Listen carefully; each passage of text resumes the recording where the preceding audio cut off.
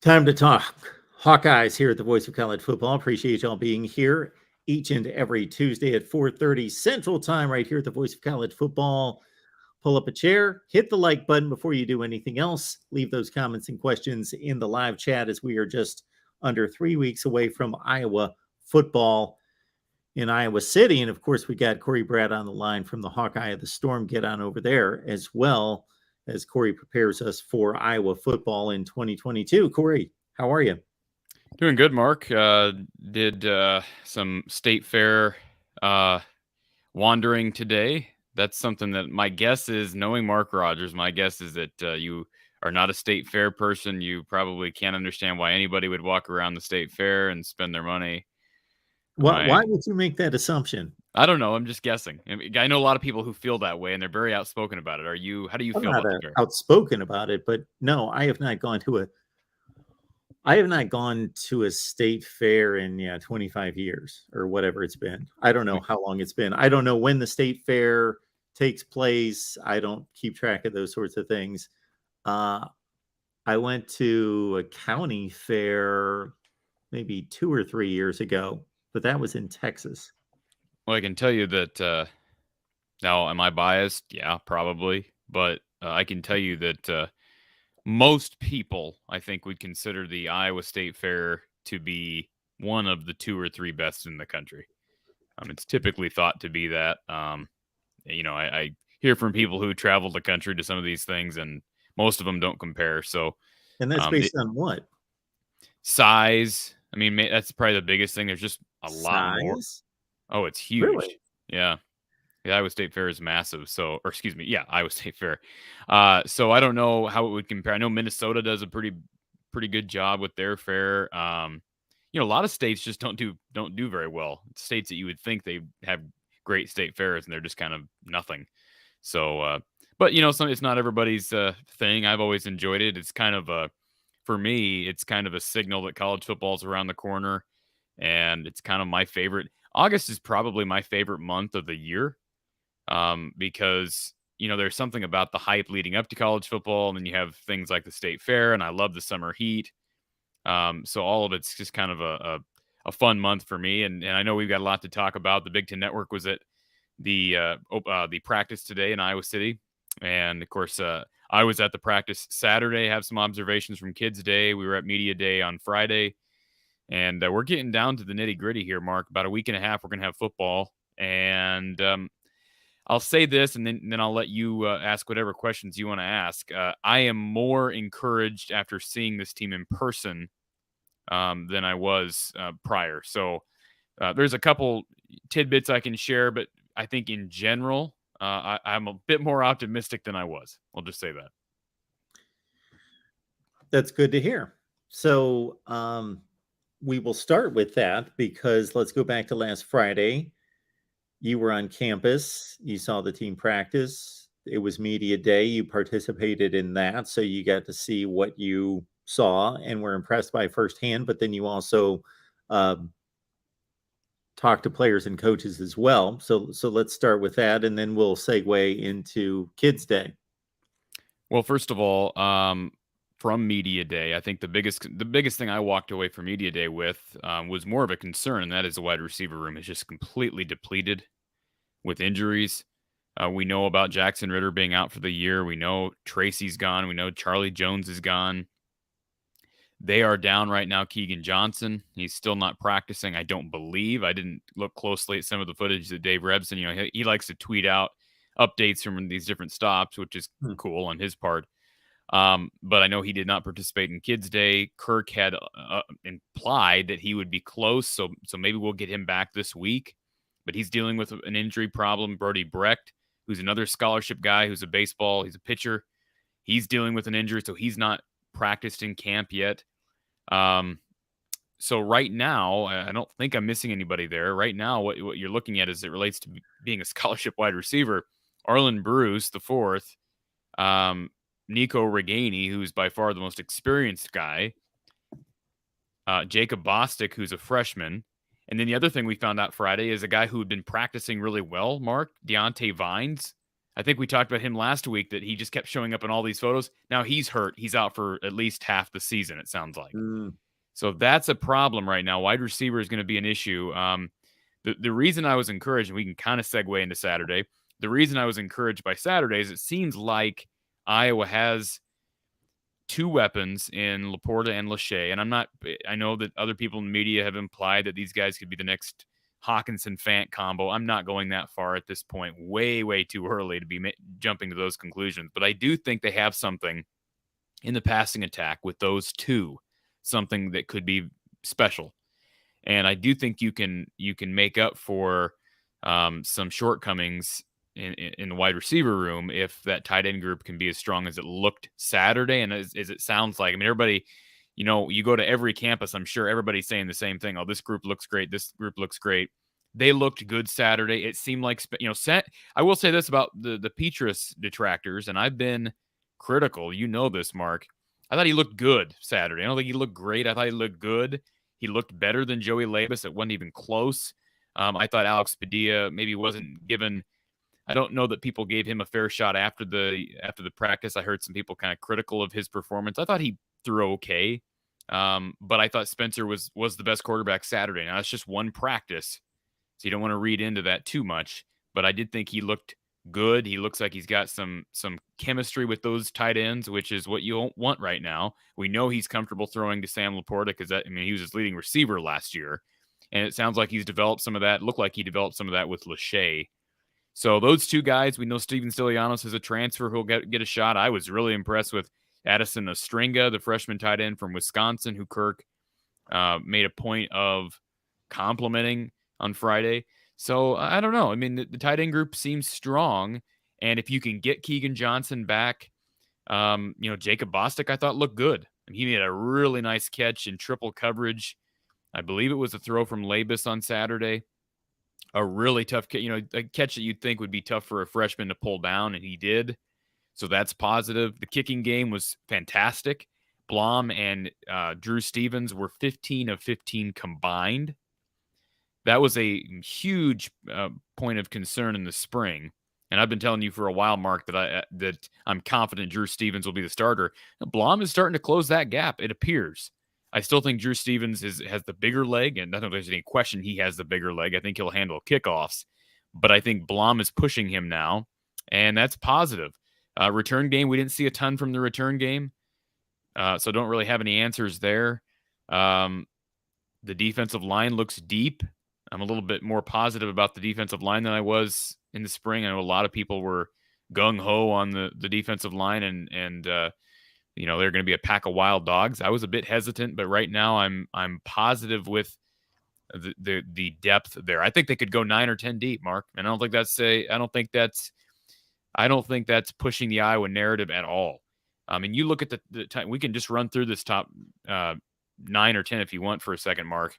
You've got Noah Shannon, who the coaching staff has raved about this offseason. And sometimes you got to read between the lines. He's a guy who keeps getting brought up, which tells me he's really taken the next step at tackle.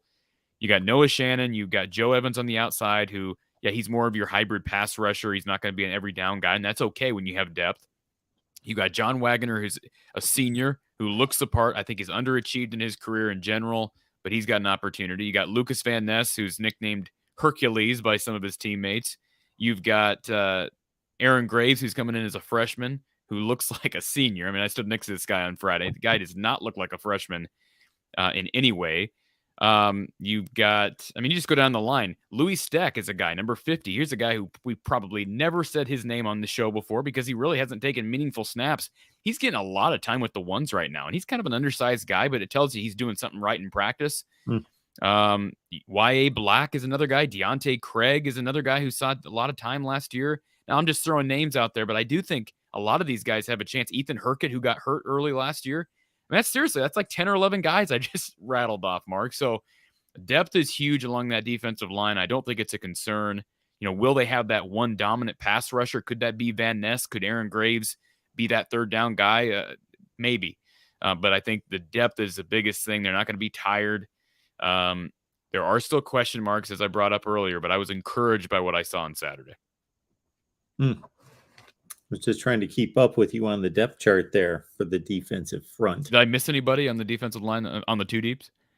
Logan Lee. I always miss Logan Lee. Yeah. Yeah, Logan Lee. I mean, he's another guy who's, Kirk joked about him on Friday and told the media that, he seems like the oldest guy on the team. He's married. And he joked that he probably has got 3 kids in a station wagon by now. He's a big guy. I mean, he's a big guy. And he seems to have a real good head on his shoulders, probably mature beyond his years, being married. And I mean, my guess is that he's probably a leader along that line. I mean, you talk about him and Noah Shannon anchoring the middle. And then you can, like I said, you can throw any number of pass rushers in Graves or Van Ness or Evans or Craig. I like that defensive line. I think this defense has a chance to be better than last year because there are numbers out there, Mark, that suggest that the defense actually was not as good last year as it was in 2020. And some people may argue that. Well, turnovers were a lot better. That's clear. But they gave up a lot more explosive plays last year. They gave up a lot more super explosive plays. I think got a chance to be better on that side of the ball, which is great news. Do they make station wagons anymore? Well, technically, no, I don't believe so. I thought we had moved on to the minivan maybe like 25 years ago. And then now I don't even know if they make minivans. Do they? Are we on to SUVs exclusively? Wow, that's a great question. Do they make minivans? So I think Kirk he's back in the 70s somewhere. Well, some would say Kirk is back in the 70s with a lot of things. That's fine. That's not a criticism. That's fine. I'm stuck in the 70s in a lot of ways myself, so I have no issue with that. Yeah, Logan played 14 games last year. Okay. Yeah. No, I mean they got almost everybody back. They lose Zach Van Valkenburg, who, it's kind of deceiving. We've been saying this all year, Mark. They lose their best pass rusher. Let's pump the brakes on this narrative that they're going to be better. They lose their best pass rusher, but Mark, he wasn't great. He was a good Big Ten lineman. He was not Drew Ott in his heyday. He certainly wasn't AJ Epinesa or Anthony Nelson. He was a solid defensive end.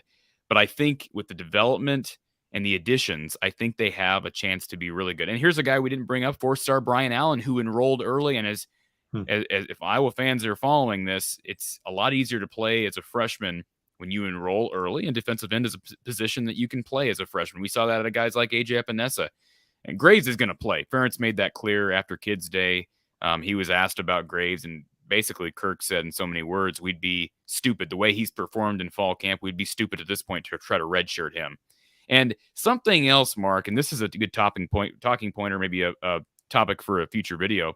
Don Patterson said to me the other day, and I think he said it on the show, he basically said anymore, redshirting is kind of overrated because guys with the transfer portal and this urgency to get to the league, if you got a guy who's even remotely close to being ready, there's no reason to redshirt the guy.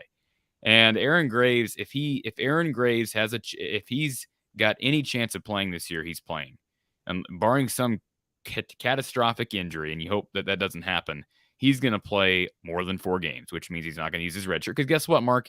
If he pans out the way we expect him to, he's not going to be here 5 years. I can tell you that now. And Xavier Wampa, same thing with him. He ain't going to be here 5 years as long as things stay on track. So those 2 freshmen will play. Drew Stevens is going to play. He'll burn his red shirt. There's 3 right there. We'll see about Allen. I do find it intriguing with the 4-game rule and the depth along that defensive line. You can get pretty creative with guys like Brian Allen. I don't know that Caden Crawford is ready. He's another guy who's a defensive end coming in as a freshman. But that would be the biggest thing I took from Saturday is the depth of defensive line, the improvement from spring to fall at kicker, and then the concern at wide receiver. Our buddy Lemansky's here. Lemansky, thank you so much for the Super Chat contribution. Catch Corey's recent. You can also go back in the archives, but Lemansky is emphasizing the recent great journalism / questions to players and coaches. Content, baby. Well, I appreciate that from Lemansky. And I'll throw a bone to the media who are actually writing for a newspaper and writing for a website. As you know, Mark, I write local news here in Story County. I don't write typically. Once in a while, I'll be like, hey, I'm in the mood to write about Iowa football, so I'll throw up an article on the website. But that's not why I was there. for the video, but I appreciate the compliment on the questions. I don't think I asked any real tough questions, but I did ask Brian about, the fact that the three quarterbacks did not see equal snaps against equal competition in the spring. And basically what Brian said in response was, hey, that's not what's going on behind closed doors. And so you got to take him at his word. I mean, I don't really know the reason. I mean, basically he said that when we're practicing during our open scrimmage in the spring, we're not evaluating. But when we're actually evaluating, these guys are taking equal snaps. So whatever. I mean, that's an interesting point of view and perspective. I did see today, Spencer, it looked like, not look like he did, threw a pretty bad pick to Riley Moss, and it looked like maybe some miscommunication between him and I think it was Sam Laporta or Luke Lachey. So I don't know who to blame there. It's hard to see in a 7-second clip from Dave Revson, but it's one. My point in saying that is I saw an improved Spencer. I don't know that you can read too much into what we saw, but I saw some improvement there. Labus and Padilla probably have not caught up, but that's one practice. Like, we don't know what's going on in any of the other practices. So do I think Spencer's still the starter? Yes. Nothing from I saw Saturday would make me second guess that. But at the same time, it's not me going on the record and say, oh, this is, people are just, some of the media just, oh, Spencer's a new man and this is going to be, 1985 again. We've got a long way to go before I'm going to be a believer. And it's probably not going to be until October. If Spencer's throwing darts in October and they're scoring points on the likes of Michigan and Ohio State, then I'll be a believer. But it's a good way to start the season, getting us kind of I shouldn't say a gimme, because it's not, as you and I both well know. But with South Dakota State and Nevada and an Iowa State team that should be down, it's an opportunity for Spencer to hopefully get comfortable, and then it's now or never as a senior. Lemansky coming back here. Alex Padilla and Spencer Petras gave good responses to Corey. If coaches cannot develop these two, it's 75% on the coaches and Captain Kirk, not on the quarterbacks. I can agree with some of that. I don't know about 70. Yeah, maybe. I mean, I tend to place more blame in general when there's lack of development. I place that on the coaching staff, but obviously the players have to be willing to be developed. When you have a group that's not being developed, Mark, then that screams coaching staff. Yes, it does. Obviously, anytime you evaluate something or try to give credit or blame to something over a period of time, then you look at all those various components and you come to a conclusion. But obviously there are players who put in the work and are focused on their craft, and others not so much. All right. Then we took it into Kids Day. I have no idea what Kids Day is. So you can educate me first and then let us know what that was, because I found it humorous, even though not knowing what Kids Day is, that you had an exchange with somebody on Twitter who was questioning the appearance or involvement of a particular player because they were at Kids Day. And why would they be at Kids Day? Oh, no, that was our good friend. That's one of our loyal listeners who was challenging me on a player being there. But no, I don't know when Kids Day got started.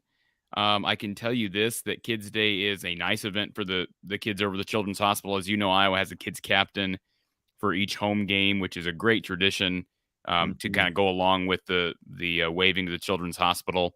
But Kids Day is an opportunity for the young ones to be involved. They have some pre-scrimmage, pre-practice festivities out in the Krause Family Plaza, and I know some of the players went up and signed autographs after, and there may have been something else. We left, I mean, after the actual practice portion of the event concluded. But it's basically the fans' only opportunity in the fall to get a glimpse. And so this was an opportunity for us to be able to actually see live action. They don't do it just like in the spring, Mark. They don't do a formal scrimmage. They don't do a black versus gold or a black-white game. But it is an opportunity to see these guys midway through camp. And so we will not see them besides a little bit of footage we get to see maybe through. So I don't know if the university, it doesn't seem like the university is doing any video production. They typically do kind of a series of videos highlighting one player, having a few players mic'd up during the fall. I've not seen that on YouTube or anywhere thus far. But BTN's there today, so no, it was a good opportunity to just get kind of a glimpse and get these guys into Kinnick. Actually, for the kickers, they were able to kick in Kinnick, albeit on a pretty still day as it relates to wind. I know spring, it was a really bad day for the kickers, and part of that was the conditions, but you need that experience. They didn't have any problems on Saturday with the wind. So just a good time to get involved if you're the fans and the media, getting a glimpse of the whole team. So you had mentioned a number of injuries. Is there anything that we missed there? Because they seem to be mounting to a certain extent. It seems to be a concern. Oh boy, I should have probably had a list here ready to go for that In addition to question. wide receiver, because you certainly went through those, but Yeah, so obviously Keegan Johnson, Brody Brecht, as far as I'm aware, remain out. I mentioned that maybe I didn't mention this. Gavin Williams, Iowa's projected starter at running back, is out right now. All of those guys, by the way, Mark, were at Media Day Friday and talked to the media. So usually, if they send these guys to Media Day, that tells you they're not far off.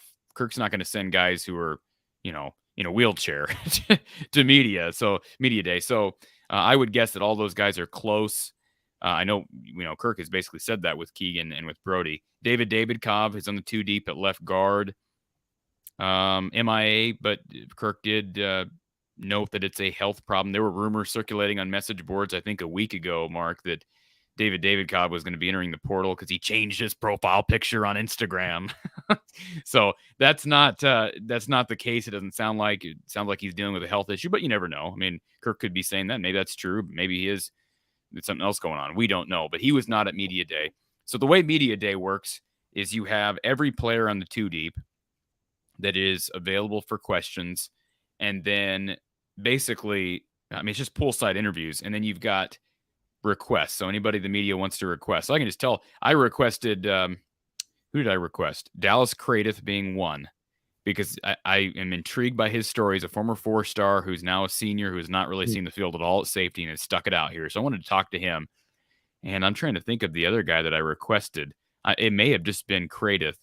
But I did speak with Cradith, and I had a very intriguing conversation, because in this day and age, it's so rare to get a kid to stick it out without seeing playing time. I mean, we have someone like Cradith who had offers from almost anybody and everybody in the country, but he made a point of saying that his mom had instilled that stick-to-itiveness in him at a young age, and he's grown close to his teammates. He loves his coaches. He loves Iowa City. That's what you want to hear. And I think, I hope he has a role this year, especially on special teams. But my guess is he's accepted that, hey, the league is probably not my future, but this is just a great experience and I can learn a lot from it. So that was probably my most enjoyable conversation I took from Media Day. But as far as other injuries are concerned, I know John Wagner was MIA for a while at fall camp pictures. He's practicing now, which is good news. I know Nick DeYoung, who struggled at right tackle much of last year. He is out right now. Jack Plum actually has been running at left tackle, which is interesting. They've got Connor Colby running some at right tackle. We'll see what happens when DeYoung comes back. Does he slide into a guard spot? Michael Myslinski limped off the field. He's a backup center, limped off the field briefly. Someone told me on YouTube or somewhere that he had come back in. I didn't notice that, but he may very well have come back in. But he did limp off the field at one point at center. But I'm trying to think of other notable injuries at this point. Yeah, the big ones are, I think, Gavin Williams and then the wide receiver room. Those are the ones to be concerned about. And David Cobb as well, because I think he's got some tremendous potential. But they're not they don't have a ton of guys besides Vines, who sounds like he's going to be out multiple weeks. And then we know Ritter and Justin Britt are out. We've known that for weeks. Doesn't sound like the injuries that they've got right now are extremely serious. And so you hope that, we got a couple more weeks left of practice before the first game. You hope that they can stay somewhat healthy. We're here on the channel. We're here in the stream. Why? Because we love football. Most of us Iowa football, but you know what? We love our country even more. The past 2 or 3 years have taken a toll on all of us. Economic difficulties persist for many, have been especially hard in the last year. So remember those families in need. We got to support each other. And the fine folks at Gene Arthur Associates are doing their part. And so now when you partner with Gene Arthur Associates, you give back to those families in need. And more importantly, those children who are in need the most. 23 families are currently on the waiting list for support. So what you do is you go to www.jaainsurance.com to get your instant quote on home, auto, motorcycle, boat, RV, renter's insurance, just about anything you could imagine. You got commercial package policies, workers' comp, inland marine equipment, life, health, dental, crime, cyber, bonds. It's all covered. Contact Gene Arthur Associates. They do it all. The link is in the description section of all the videos, and I will also drop it there in the live chat as well. www.jaainsurance.com. You get an instant quote, and they can match just about anything and provide all those services for you. All right. Where else were we headed? Mark, I was just going through the photo gallery from yesterday's practice, which I try to do that every day, and I didn't get around to, and I just continue to see Aaron Graves. And you remember when we talked about the 22 class, I think I probably said I was most excited about Aaron Graves.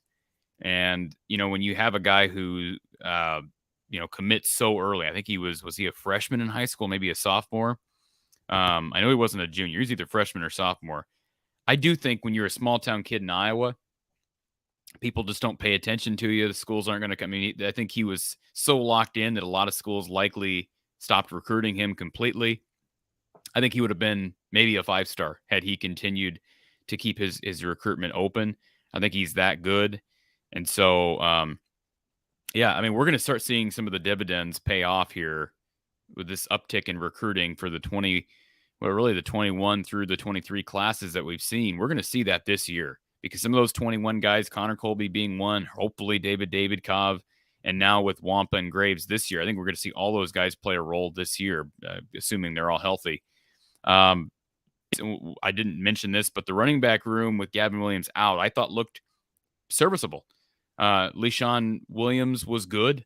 Looks like he has good vision. He doesn't have hesitation. A lot of fans kind of complained about Tyler Goodson last year, not hitting the holes and not being decisive enough. And, he did. He took a lot of 2 to 3 to 4 yard losses at times. And that kills you when you're an Iowa offense that has to stay ahead of the chains. LeSean Williams ran with authority. Jazian Patterson looked good. I thought he actually looked better of the two freshmen. We've been ranting and raving about Caleb Johnson, who's a big guy at 6'1", 215. I thought Jazian Patterson maybe looked a bit more decisive in his running.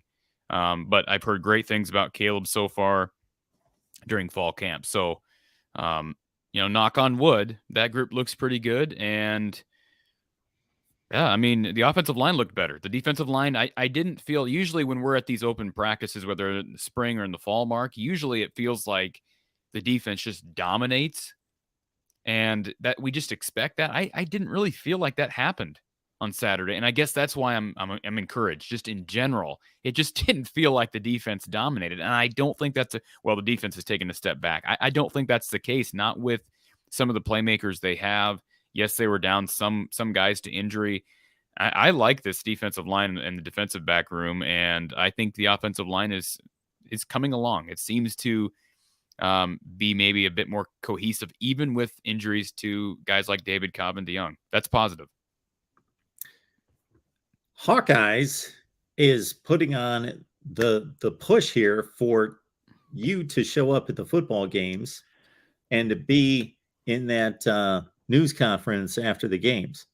Well, I can tell you this, Hawkeyes. I think this is Spark CW, by the way. I think he's just changed his name to Hawkeyes. But I'll say this. I had this discussion with somebody the other day. First of all, I live in Ames, so I'm not going to be going to every game and covering the games driving 2 hours. I'm just not going to be doing that. Second off, Mark, I have no interest in doing that. And if I had a job offer from somebody that ran an Iowa website in Iowa City tomorrow, I would turn it down faster than you can say Hawkeyes, because I don't have interest in doing that, Mark. what I'm doing here, first of all, is this work? Absolutely. You know that better than anybody. What we're doing is work. And you do a lot more on camera than I do. But I don't want this to feel like work. And I enjoy, I think you and I both enjoy, we've been on the other side of it to some extent. I've never been specifically a sports reporter or certainly a sports journalist. I have no interest in it becoming a job, quote unquote. And if I was covering every Iowa game from the press box and at every press conference, yeah, there would be an element of enjoyment there, but it would also it would take away a lot of the other enjoyment that I'm able to experience. And I'm not going to be part of the reason I couldn't do that anyways. I have the post game show here in the fall, which I'm committed to. So do you get where I'm coming with that? I've had that Oh, conversation with a absolutely, I couple do. people. There is something that's taken away anytime you make something a job. Absolutely. Absolutely. For 19 years, I worked at ESPN, and a common comment made by people that I worked with, and you can imagine 90 some percent of us are over the top sports fans. But sports fandom is compromised when you're sitting there working a game Yes. and it's 3.5 hours, and you know that your job is going to be made easier if this baseball game gets off on time and doesn't go into extra innings and make all sorts of issues with the network. And people will flat out be rooting against their team in those type of situations because they're at work.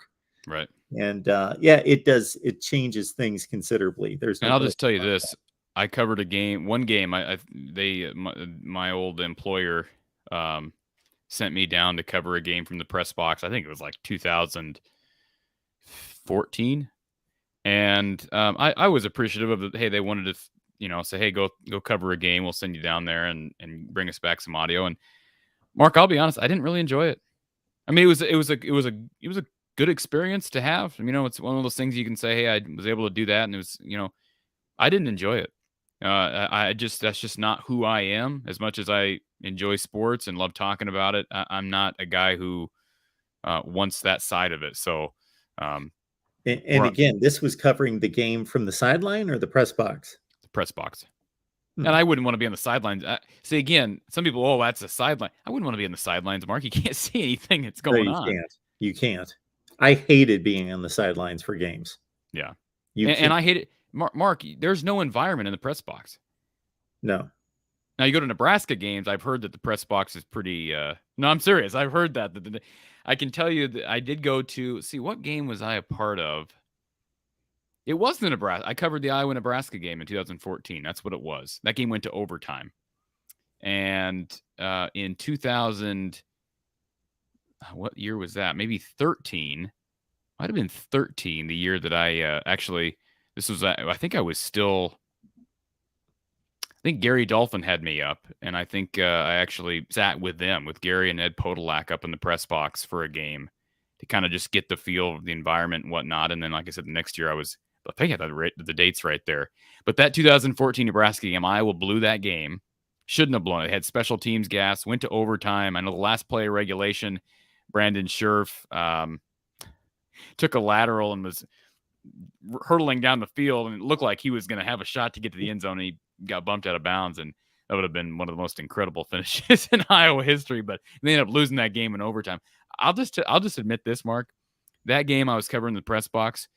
By the end of regulation, I went down and I stood in the stands because I had it in the press box. I couldn't do it. I just couldn't do it. Maybe that makes me a terrible worker, but I just said, look, I'm not doing anything. All I was there to do were take some notes for work on Monday and get some audio after the game. And so I that's just not who I am. And I do give some guys, Mark, there's a lot of guys, sports media and the Iowa media is no different, believe me, that are fans.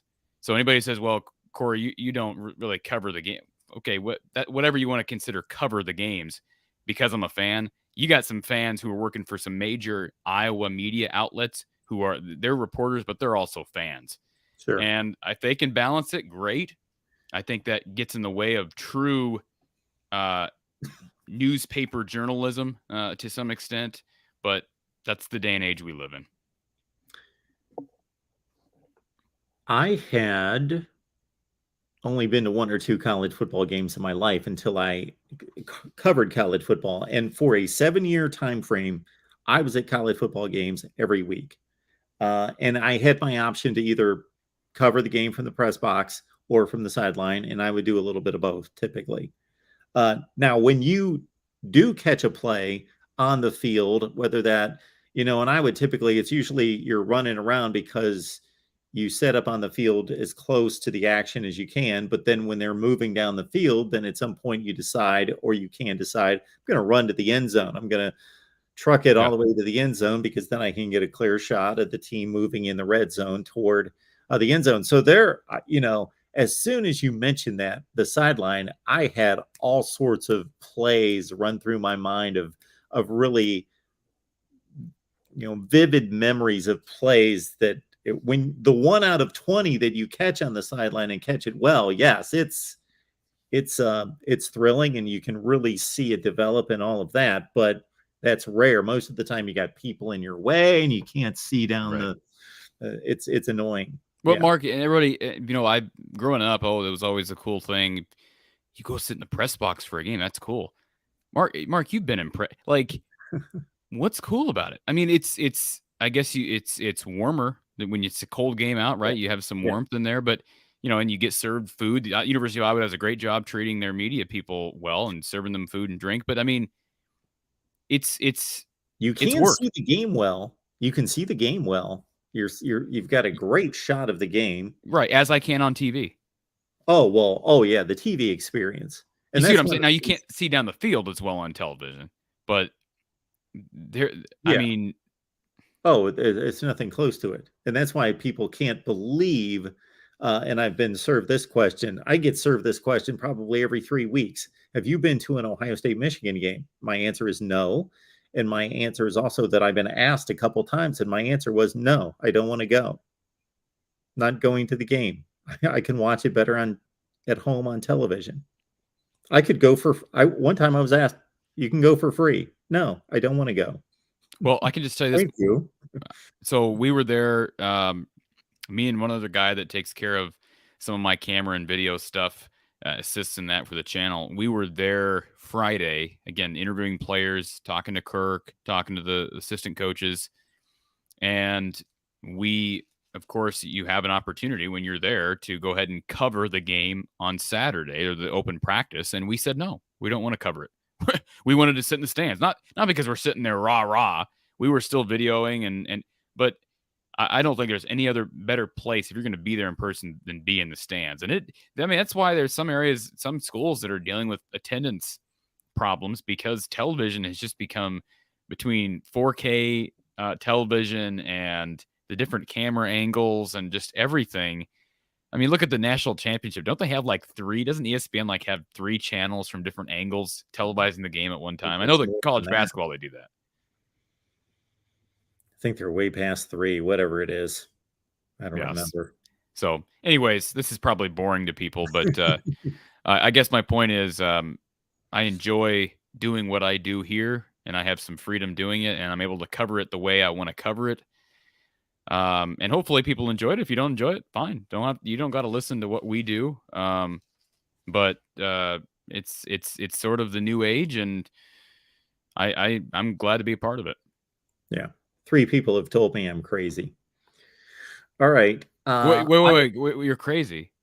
Crazy for not going to games for free, Well, like an Ohio State Michigan game. and It Mark, doesn't interest me. I mean, when you're a part of the media, and thankfully, I know Iowa's the Iowa communications department is very, very good to everybody, including myself. They're I could see some of the older generation maybe looking and saying, well, you're not working for a newspaper, you're not working for a major site, you're not part of the media, which is, whatever. That's your opinion. That's just not a Yeah, fact. But it is I know opinion. Sure. Iowa's great with media availability. And Mark, you're absolutely a major part of the media. If you wanted to, you could probably request credentials and be there every game for free. But that's not, I don't think you and I think that way. It's not even about the money. No, and yeah, I'm trying to cover everyone at the same time.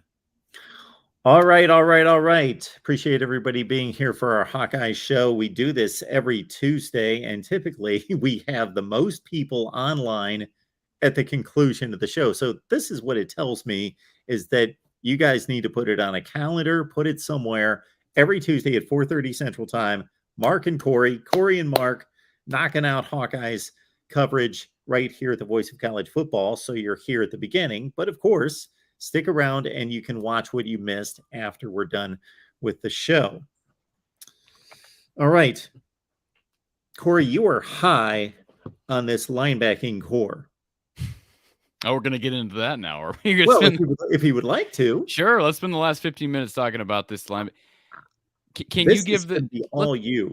No, it can't be all me. Let's give the let's give the listeners a backstory as to how this little discussion started. Can you do the honors on that? Okay, Corey and I have a lively back and forth via text/DM, and Corey had posted in our DM a listing from, I believe, Athlon's 247 one or the other on three of the best linebacking cores in the country. Alabama number 1, Iowa 4, correct? Iowa 4, North Carolina State 2, Oregon 3. Okay. There is a picture of Will Anderson. Correct. In there. And I will admit, Corey, as soon as I saw that, and you made the comment, something to the degree that Iowa was ranked too low, I was okay with that comment. And then I think there was something to the effect that Alabama was too high, or Iowa has the best linebacking core in the country. I said, I don't think I said that, but I think you challenged me by saying, oh, how can you make that statement without even knowing these other linebacking cores? Because you said you didn't know the other linebacking cores. That's why I made that statement. Not through and through, right? I mean, I sure. Obviously Will Anderson, he's going to be a first-round draft pick, and the transfer from Tennessee is going to be probably a high draft pick as well, would be my guess. So to your point, to give some credit to your side of the argument, I went to the Alabama roster to see if Will Anderson was considered a linebacker, because I consider edge rusher to be defensive ends / edge rusher. So I thought agree. Will Anderson and his counterpart, Dallas Turner, who doesn't get as much recognition, but he's a great player, one of the top 5 pass rushers. I consider them to be defensive linemen, but they picture Will Anderson. And I went to Alabama previews of linebackers, and some have him listed as an outside linebacker. So I thought, well, if you're going to include those two, then they have the best linebacker with Henry To'oTo'o, the Tennessee transfer, and he's a tremendous player. If you put all those 3 in the linebacking core, I'm going with Alabama. So it depends on the position split. Well, Mark, let me just read you some stats here. And sure. you can tell me the stats don't matter, but this is, what else do we have to go on other than projections? That Will Anderson's the best player in college football. Okay, what are we basing that on? Most NFL scouts, most people that watch the sport believe that he's phenomenal. He just is. Okay. Will Anderson last year had 101 tackles. Jack Campbell had 140. Okay, that's one stat. Dallas Turner, 30 tackles, 8.5 sacks, 1 fumble recovery. Seth Benson, 105 tackles, 2 sacks, 1 interception. Henry, I call him Tutu, but it's not pronounced that way. How do you pronounce his last name? To'oTo'o. 111 tackles, 4 sacks, 1 forced fumble. Justin Jacobs, 53 tackles, 1 interception. So I guess maybe I flipped those around, and then Jalen Moody's listed on there 2 deep. But again, they're listing 4 linebackers, Mark. So I mean, again, we're trying to compare 4 versus 3 here. But let me read Jack Campbell's full line here. 140 tackles, 1 sack, 2 INTs, including a pick 6, 2 forced fumbles, versus Will Anderson, who also wears number 31. 101 tackles, 17.5 sacks. So he's an edge rusher. He's an edge rusher. Yeah, he's not a linebacker. Right. But in the But it's ironic that in the list that you are showing me to start some sort of discussion / debate, they're posting Will Anderson as a linebacker. Therefore, I'm going to take their list with Will Anderson included and Dallas Turner and say that Alabama is the best linebackers in the country if you're including those guys. If you're not, then it's a better discussion. Okay, where? So I'm just curious. I know that Dallas Turner is projected high, but what he had 30 tackles, 8.5 sacks, one fumble recovery. So what are we comparing that to? Because that doesn't even rank top 3 for Iowa linebackers in tackles. Not even close. We're just looking at the 8.5 sacks. Did Jack Campbell make 8.5 sacks? He's not an edge rusher. Well, yeah, he's not rushing the quarterback. I don't know what he's doing. I don't know what his responsibilities are play to play and against the pass. But well, obviously, Alabama runs this 3-4 defense, right? Yeah. So they're sending linebackers just at the quarterback, with a lot more frequency. I get that. It's hard to compare when you have two defenses that are so different. I know you don't really think this is a criteria, and I'm not saying I care about these watch lists, but it is a fact that all 3 of Iowa's starting linebackers were named to the Butt-Kiss preseason watch list. So, yes, you're right. I don't know what Oregon and North Carolina State bring to the table.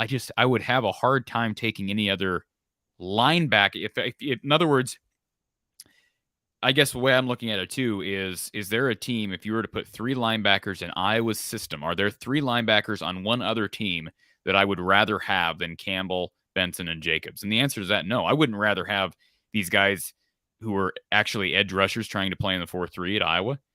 So you're kind of comparing apples to oranges here when they're talking about totally different types of players. We're labeling them linebackers, but in reality, they play a completely different style of football. Yeah, they're labeling them as linebackers. Yes. Will Anderson had how many tackles for loss? I don't have that number. Will Anderson had 17.5 sacks. 31. And 31 tackles for loss. Okay, but 17.5 of those were sacks. Yes. So, yeah. In my estimation, he's the best player in the country. That doesn't mean the unit's the best in the country. Right. And again, I think all of your points are valid. We're comparing apples and oranges. The Oregon situation is that Noah Sewell, the brother of Penei Sewell, who was a top 5 pick in the NFL draft, is a monster of a linebacker. He's a tremendous player. I think he had like 115 tackles last year. But they're also looking at Justin Flo, who was arguably the number 1 player, regardless of position, coming out of high school, who's been banged up and injured and not a real consistent impact player. There's a lot of projection there. Right. You're looking at productivity. You're looking at track record. They're projecting. Right. And I will say this. We're talking about projections. Let's project. I think Justin Jacobs has a chance to be incredible because he's got some of the physical tools that Seth Benson does not have. And so he might actually be, if he, if we're talking about fulfilling entire full potential, he may be, well, it's hard to, honestly, I mean, there are people who, Scott Docterman compared Jack Campbell to, well, I shouldn't even say it because you'll laugh at it, but physically, he said he's not seen someone who moves like he does at that position with his size since Brian Urlacher. That doesn't mean he doesn't mean he's going to be Brian Urlacher, but I'm just saying the size, he is special. You can't, it's hard to, I mean, those are just tools you can't teach. So, but Jacobs has some of, I mean, from a athletic stand, I don't know the last guy that I would say had this much potential at linebacker athletically than Justin Jacobs. Anthony Hitchens was good. He was a good athlete. Christian Kirksey was okay. Those guys have both been tremendous linebackers in the league. Josie Jewell is a terrific linebacker. Is not the athlete that Justin Jacobs is. Ben Neiman, Nick Neiman, none of those guys, they've got an opportunity to be different this year. They've been really good at linebacker for quite some time. Typically, they're really solid there, with the exception being 2013. They were not very good. Or it was 2014, excuse me. 14 was the year after the departure from, I believe Hitchens and Kirksey were there in 13, and Anthony Morris. But No, my point is this group has a chance to be different this year. And when you're talking about a defensive line, a front seven that features Jack Campbell and Benson and Jacobs and Logan Lee and Noah Shannon and then everybody else. That's why I think it actually could be a better defense than last year. And I guarantee you, I asked Phil Parker specifically. That's a video that I don't believe I published yet. I'll publish that here probably either this evening or tomorrow. I asked Phil Parker about explosive plays because, Mark, Iowa gave up last year. They gave up 17 plays. Let me make sure I have the stat correct. Everybody wants to ooh and ah over the defense. Last year, Iowa gave up 17 plays of 30-plus yards. 17. In 2020, and now we're talking about conference only. That's 10 games. They played 10 games last year, right? Conference only. 2020, they gave up just 4 plays of 30-plus in 8 games. So they took a step back in that category last year. There's no question about it. 20-plus yard plays in 2020. They averaged 2.63 given up per game. Mark, that was far and away first in the Big Ten. 2.63 20-plus yard plays given up per game by the Iowa defense. In 2021, that number went up to 4 20-plus yard plays given up per game, which ranked 8th in the Big Ten. So there is room for improvement from 2021 to 2022, and there's no question that they can get there because they just did in 2020. 2020 was an exceptional year. I mean, you think about how well Iowa ran the ball. If you're talking about that team, I would. It's interesting because we're comparing apples to oranges because I know Wisconsin was not at full strength and Minnesota was not at full strength. Michigan State was not the team they are now. But that season continued. They were rolling, had won 6 straight games in pretty much dominating fashion. I think they had an opportunity not only to beat Michigan in that game that Michigan should have been a forfeit of. They canceled. I think they could have. I think they would have beaten Missouri. I think they would have been 8-2. That was a really good team that struggled the first 2 weeks of the season, but it's just so hard to look back at that year and really rate it because of all the problems with everyone else. Athlons and Phil Steele both list Turner and Anderson as linebackers.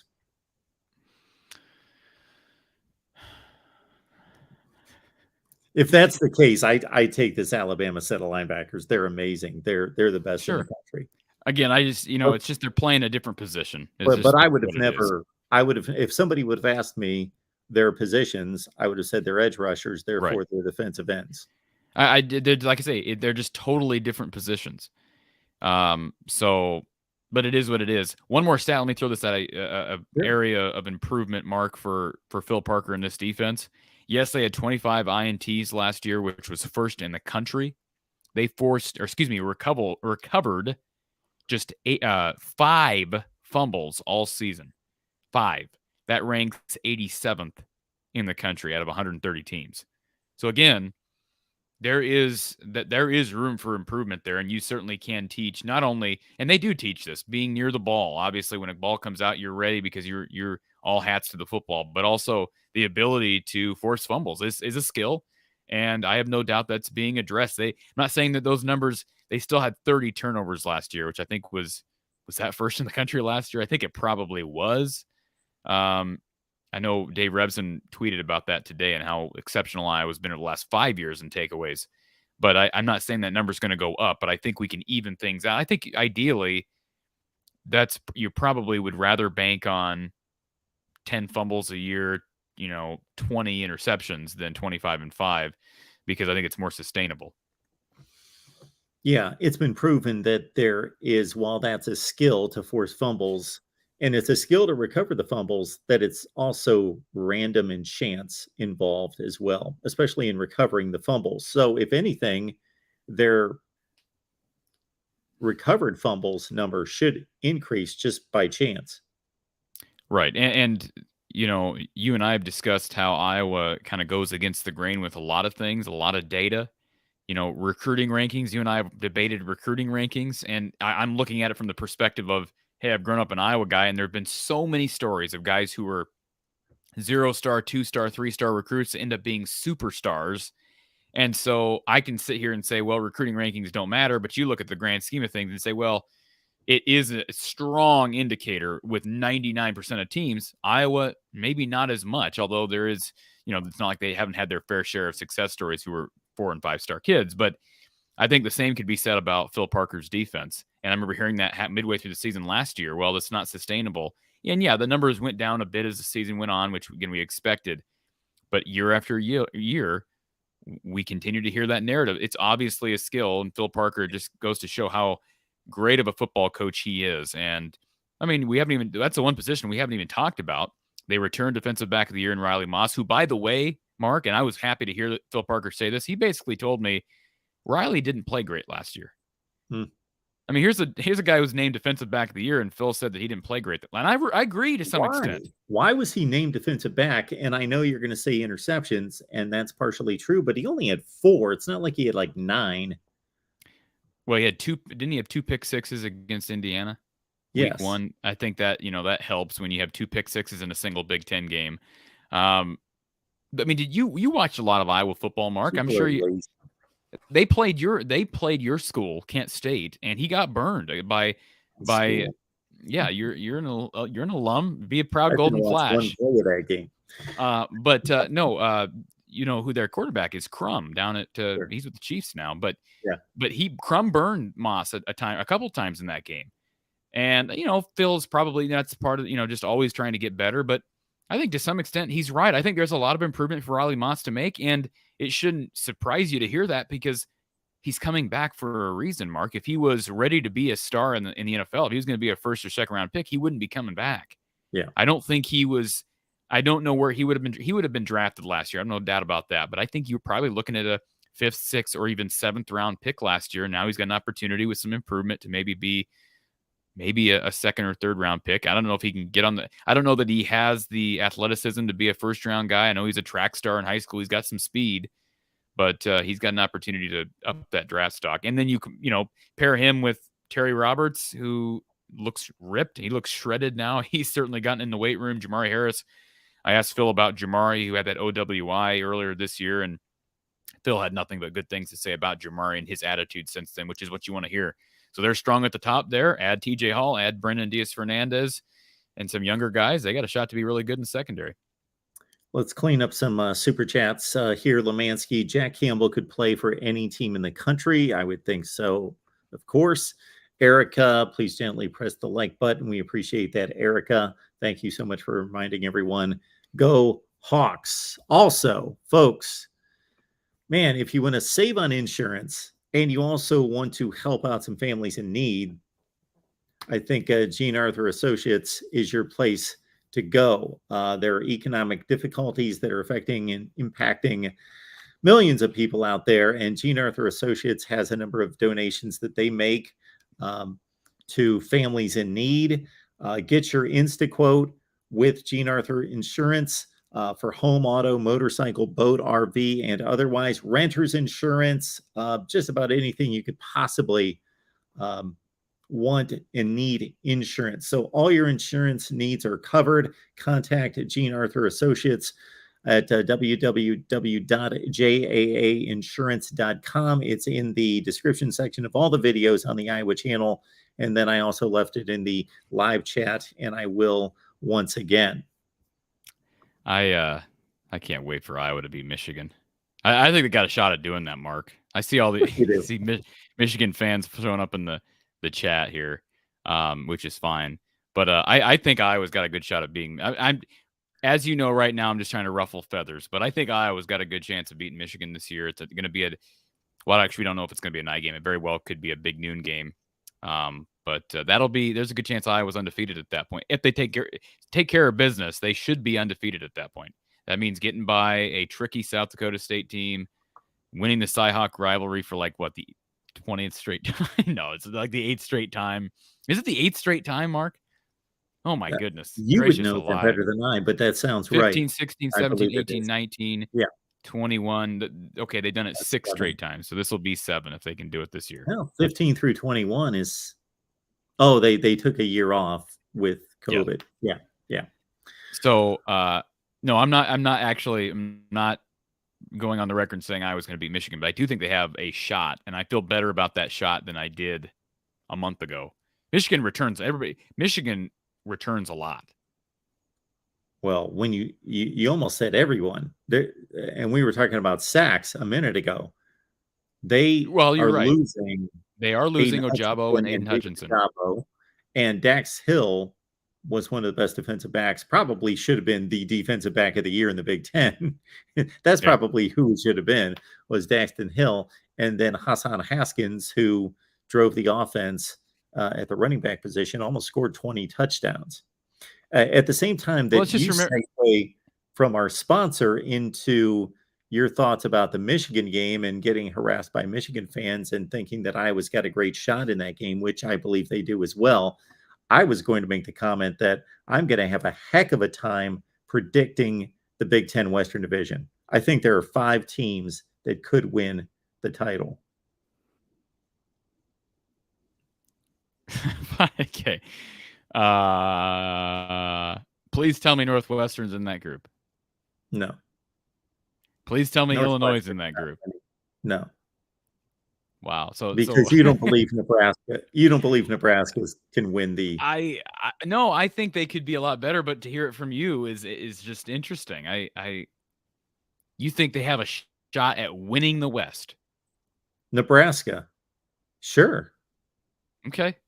And Northwestern, you think so? So you're saying Nebraska has a better shot winning the West than Northwestern, correct? Absolutely. So what happens when Northwestern beats Nebraska week 0? What will you say at that point? What am I going to say? Would you say Frost is done at that point? It's over? I'm going to say, unless there's a miracle that's awaiting us, that, yeah, he had just lost a game, similar to what I said after he lost to Illinois last year. And I never do this. I can't think of one time that I've ever done this other than after Illinois beat Nebraska to open the 21 season. And I basically said, Nebraska's season's over. It's over. Well, I remember there was a pundit for Fox months ago that thought that actually pegged Nebraska as the favorites to win the West. And I kind of chuckled, but I also said, they do bring in a lot of change, and it's either going to tank or it could all mesh and work. I'll kind of like the Iowa offense. I have to see it to believe it, but I agree with you. I would definitely say there's 4 with a legit shot. And I'll tell you this, we're going to know a lot by week 1, by the end of week 1, because like I say, if Nebraska loses and Purdue wins, I mean, now all of a sudden there's a totally different narrative, because I think Purdue becomes the favorite. We've said that before, and I think Nebraska's done. They lose to Northwestern week 0, they're done.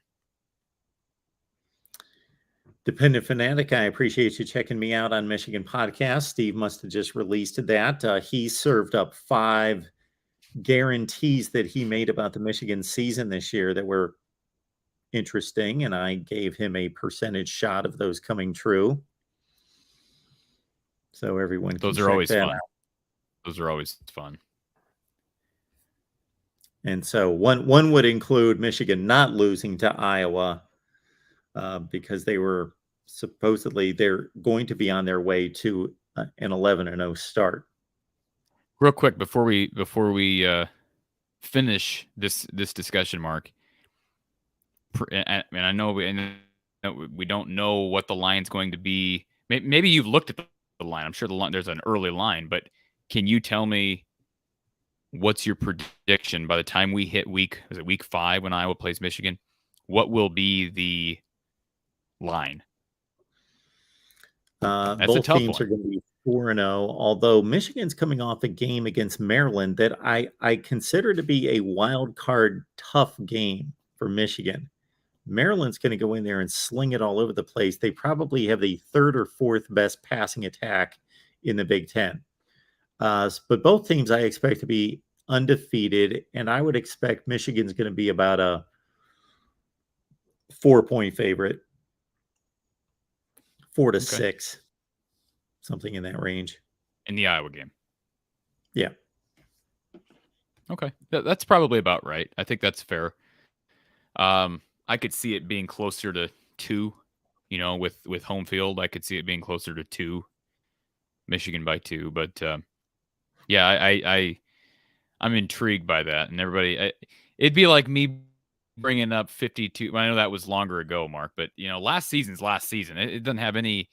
If Yeah. anything, the score of the Big Ten championship game is going to impact Iowa's motivation for that game. And I'm not saying Michigan fans believe this, but if you think dominated this series of late, Iowa just won this game in 2016 in Kinnick, and the game before that, or the game after that in 2018, was a real close, ugly game in Ann Arbor. So it's not like this series has not been close of late, minus last year's game. So I expect that game to be. Michigan may win, but I expect that game to be a lot more competitive.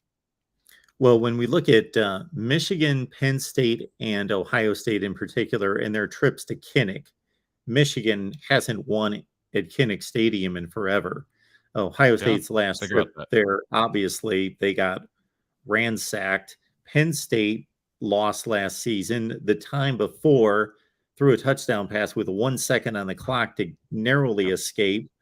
And Iowa dominated a lot of that series at the end of the Joe Pa era.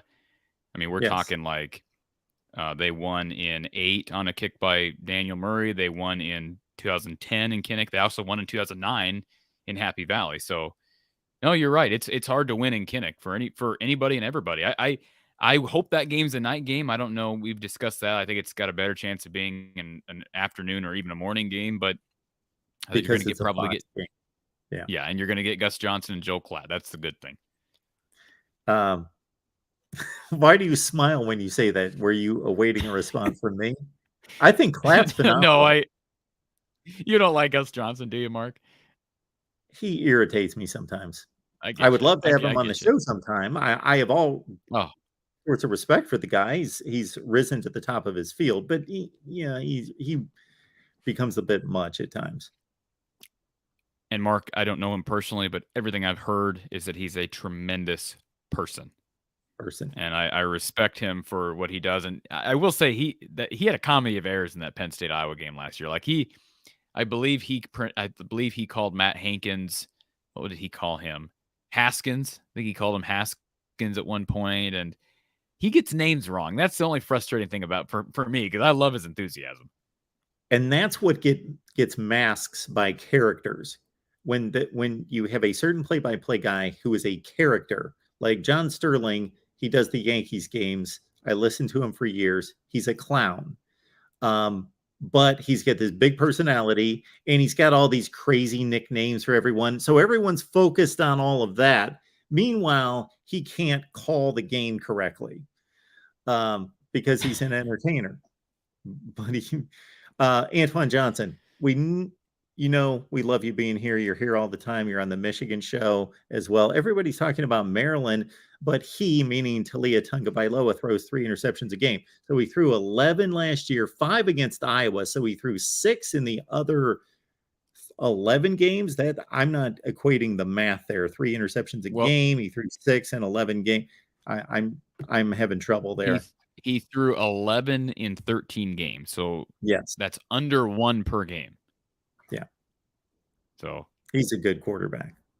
He makes some mistakes. Sure. He might be, Mark. He might be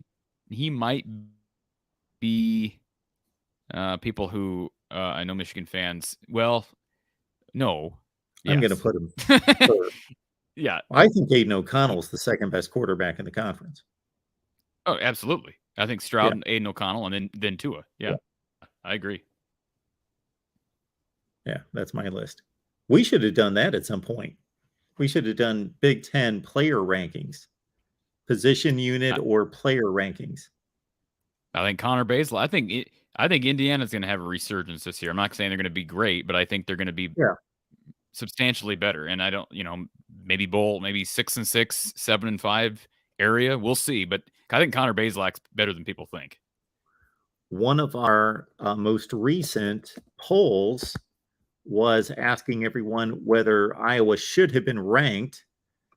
Of course, they just missed in the coaches poll. The AP poll came out a couple days later, and I didn't notice, but I can. Oh, they were ranked in the AP poll, correct? No, they were 28th, I believe. Okay, so they just missed in each one, which is I don't understand why fans get involved in that preseason. I mean, I understand they get involved in it, Mark, but It does. It influences the final results. And somebody asked me on Twitter, when's the last time a team who was unranked preseason did anything in the postseason wise? Wasn't Michigan unranked? Yeah, Michigan was unranked last year and made a playoff. Yeah. So who cares about rankings, honestly? Well, that's what I was going to bring up. This is amazing to think about it. 13 of the preseason top 25 teams in the AP poll did not finish ranked. More than half, 13 out of 25. There you go. So this is what I think most of us are too conservative in our predictions, because there is more variance from season to season than I think most of us believe. And I'll include myself, because I tend to be more conservative and think, okay, they were 8-4 last year. They're going to be about 8-4 this year, because I don't really see. But there is a lot of variance. The entire teams in the AP and coaches poll preseason from last year didn't finish ranked.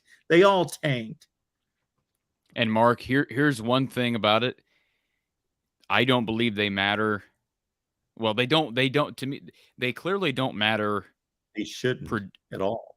No, well, that's a complicated thing to address. They should not matter. They don't matter for the results on the field. If anything, I think being unranked, you know, for Iowa, you have a bit of a chip on your shoulder, perhaps use that as motivation. But the rankings that come in weeks 2, 3, 4, 5, those are influenced by preseason rankings. That's why they're stupid. And not only do they not matter, they're stupid. Yes. They're stupid. So, you know, we need to get rid of these preseason rankings. It won't happen. I'm okay with just not having rankings until midway through the season. I don't know why the AP voters and the coaches that don't pay attention to all these games even, you know, it's I don't know why the coaches poll even exists anymore, Mark. Are you working to ban my rankings? No, your rankings are great because they're based on the right criteria. They're actually based on resume. They're not based on nonsense. They're not based on perception. And I mean, give me a break. Let's rank these teams based on criteria, on resumes, what you've done for us lately. And not what you did for us last year, the last 10 years. Based on what you just said, you know what I'm staring at after week 1 and I release my first rankings, people are going to go ballistic. Of course, regardless of what the results are. Because yours are so much different than the preseason polls. Correct? Yes. Somebody asked me the other day, they said Florida's got Utah and Kentucky the first 2 games of the season. If they win both of those games, where are you going to rank them? And I said, well, I need the complete picture, but they could be number 1 in the country with those 2 wins. Let me just tell people, for anybody that doesn't know, Mark, there is no chance that Mark has Iowa in the top 25 until at least October. Yeah, that's true. I don't know. It's true. Well, no, I think it's true. What's the first Big Ten game? Rutgers. And there's going to be an Iowa State win, and it depends on how well they do. Obviously, it depends on how well. Yeah. I'm telling you what your rankings are going to be. I'm telling you what your rankings are going to be. Well, you're about there. You understand the process. Absolutely. All right, Corey. We appreciate it. We did have over 200 people vote on whether Iowa should be ranked. Of course, this is an Iowa channel, but hey, credit to most of you to say it doesn't matter. And the problem that I believe Corey's speaking to is that unfortunately it does matter, but it shouldn't matter. Right. Because it does shape perception for sure. All right. Once again, everyone, Gene Arthur Associates Insurance, please get there. You can get a quote instantly. And hey, why wouldn't you try to save on your home and auto and all your insurance needs? So that link is in the description section of all the videos. All right, Corey, thank you so much for being here. And again, get on over to From the Hawkeye of the Storm. This is the time in which Corey, for the last week, has really been on it in regards to the various media day, kids day, checked out practice, and a lot of great content there. All right, Corey. Appreciate it. Guess we'll do this next Tuesday. We'll talk to you next Tuesday. Game week for some.